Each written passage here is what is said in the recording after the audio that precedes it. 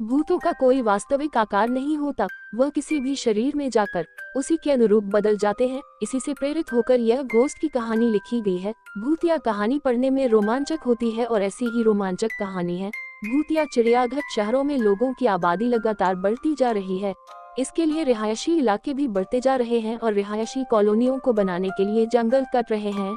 लेकिन जंगल में रहने वाले जीव जंतु रिहायशी विकास से सबसे ज्यादा प्रभावित हो रहे हैं। ऐसे ही सरकारी आदेश के अनुसार एक जंगल काटा जा रहा था। उस जंगल में बहुत से जंगली जानवर थे जिनको संरक्षित करने के लिए एक चिड़ियाघर बनाने पर विचार चल रहा था। ठीक तभी प्रशासनिक निर्णय से एक बहुत पुराने खंडहर को चिड़ियाघर में बदल दिया जाता है और कटे हुए जंगलों से जितने भी जानवर पकड़े गए हैं उन्हें इसी चिड़ियाघर में लाकर रख दिया जाता है। लेकिन सभी इस बात से अनजान थे कि ये खंडहर कोई साधारण भवन नहीं है, बल्कि भूतों का एक रहस्यमय ठिकाना है। आज भी कई भूत खंडहर के कोने कोने में उपस्थित हैं और प्रशासनिक अधिकारियों को भूतों की दहशत का नमूना जल्द ही दिखाई देने वाला था, क्योंकि जितने भी जानवरों को खंडहर में लाया गया था सभी के बर्ताव डरावने हो चुके थे। उनके पिंजरे के करीब जाते ही वह जोर शोर से आवाज निकालने लगते। मामला जानवरों से जुड़ा था, इसलिए पशु चिकित्सक को चिड़ियाघर बुलाया जाता है। लेकिन पशु चिकित्सक को भी कुछ खास जानकारी नहीं मिलती। सभी जानवरों के खून की जांच करने के बाद भी उनके शरीर में किसी तरह का कोई इन्फेक्शन नहीं। दरअसल जानवरों के अंदर भूत होना कल्पना से परे था, इसलिए पशु चिकित्सक अपने विज्ञान के माध्यम से इलाज करने का प्रयास कर रहे थे। बहुत जल्द चिड़ियाघर दर्शकों के लिए खोला जाना था, लेकिन जानवरों का ऐसा हाल देखकर आम जनता के लिए चिड़ियाघर खोलने के फैसले पर रोक लगा दी जाती है। शासन की मुश्किलें बढ़ती जा रही थी और जानवरों की हालत बद से बदतर होती जा रही थी। उन्हें एहसास होने लगा था कि जानवरों के जंगल को काटकर शायद हमने बहुत बड़ी गलती की है। चिड़ियाघर के अंदर भालू, हाथी, शेर, सांप और कई तरह के पक्षी रह रहे थे। एक रात सभी जानवर भूतिया प्रभाव से उग्र हो जाते हैं और खंडहर की दीवारों को धक्का मार मार के गिरा देते हैं। दीवार गिरते ही सभी जानवर रिहायशी क्षेत्रों की तरफ दौड़ पड़ते हैं।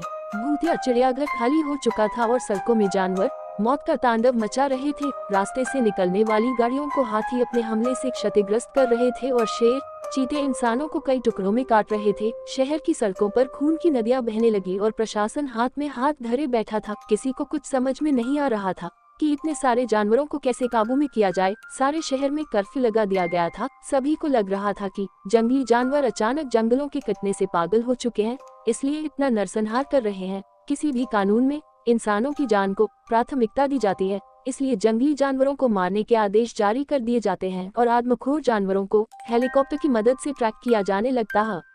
शहर के चारों तरफ मौत मंडरा रही थी। जानवर अब कॉलोनियों में घुसकर लोगों के घर तोड़ने लगे। जानवरों की दहशत से कोई पहाड़ में भाग रहा था तो कोई पेड़ में चढ़ रहा था। सब कहीं न कहीं अपनी जान बचाने में लगे हुए थे। सारे शहर में आर्मी तैनात कर दी जाती है और आर्मी टैंक रोड पर जानवरों को ढूंढ ढूंढ कर मार रहे होते हैं।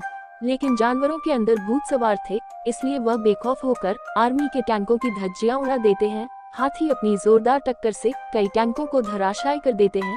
जानवर किसी के कंट्रोल में नहीं आ रहे थे। तभी अचानक ऊपर उड़ रहे हेलीकॉप्टर पर एक विशालकाय बाज झपट्टा मार देता है, जिससे हेलीकॉप्टर का संतुलन बिगड़ जाता है और हेलीकॉप्टर घने जंगल में जा गिरता है, जिससे जंगल में एक जोरदार धमाका होता है और हेलीकॉप्टर के अंदर उपस्थित सभी लोगों की जान चली जाती है। भूतिया जानवरों ने आतंक मचा दिया था, लेकिन इसके लिए जिम्मेदार हम लोग थे, जिन्होंने उनके जंगलों को अपने फायदे के लिए कटने दिया और जंगली जानवरों को मजबूरी में उस भूतिया चिड़ियाघर में आकर रहना पड़ा। आर्मी की गोली से अचानक एक शेर मर जाता है, जिसे उठाकर अनुसंधान केंद्र लाया जाता है ताकि उसकी जांच से पता लगाया जा सके है कि सभी जानवर किस वजह से ऐसा बर्ताव कर रहे हैं। सभी परीक्षणों की रिपोर्ट आने के बाद वैज्ञानिकों को पता चलता है कि जानवरों के मानसिक हार्मोनल परिवर्तन हुए हैं और यह बदलाव कुछ समय पहले ही हुए हैं। लेकिन ऐसा क्यों हुआ और जानवर ऐसा किस वजह से कर रहे थे, इसका पता खंडहर के अंदर ही चल सकता था। वैज्ञानिकों को खंडहर में कुछ संदेह उत्पन्न होता है, इसलिए वह जांच करने के लिए अपने यंत्रों के साथ उसी भूतिया चिड़ियाघर पहुंच जाते हैं और सारे खंडहर के कोने कोने की फ्रीक्वेंसी की जांच करते हैं। तब उन्हें अपने डिवाइस पर आत्माओं के होने के संकेत दिखाई देते हैं। वैज्ञानिकों को पता चल जाता है कि सभी जानवरों के शरीर को भूत प्रेतों ने कब्जा कर लिया है और अब भूत ही शहर में आतंक मचा रहे हैं। वैज्ञानिक प्रशासनिक अधिकारियों से मुलाकात करते हैं और बताते हैं कि सभी जानवरों के आदमखोर बनने की वजह भूतिया आत्माएं हैं जो कि उस खंडहर में मौजूद हैं। हमें जानवरों के अंदर से भूत निकालना होगा।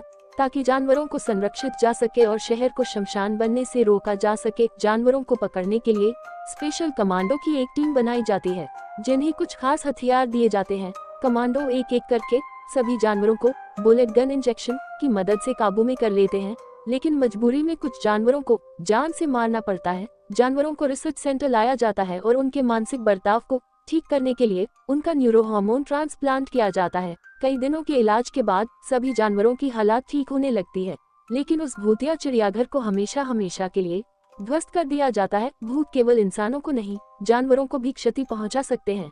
ये बात वैज्ञानिकों को समझ में आ चुकी थी और जानवरों के आतंक के खत्म होने के साथ ये कहानी भी समाप्त हो जाती है।